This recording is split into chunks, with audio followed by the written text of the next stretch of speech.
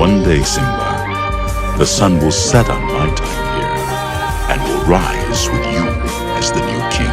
And this'll all be mine? Everything. Everything the light touches. Hey, what's going on, guys? Shaw the Lion here. Welcome back to another vlog.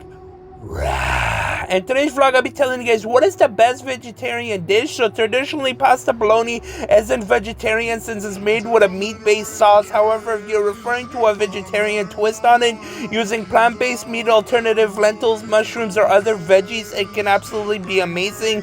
Here's why. Number one, rich flavor. The sauce can still be packed with deep flavors from tomatoes, wine, garlic, onion, and herb, even without the meat ingredients like a mushroom or lentils add a savory umami punch. Number two, hearty texture. Alternative like lentils, tends their textured vegetable protein provide a similar satisfying chewiness to traditional bologna. Number three, nutritional value. Vegetarian versions can be loaded with fiber, vitamins, and plant-based protein, making it a wholesome and filling meal. Number four, customizable. You can tweak the sauce to include your favorite veggies, making it versatile and perfect for your taste.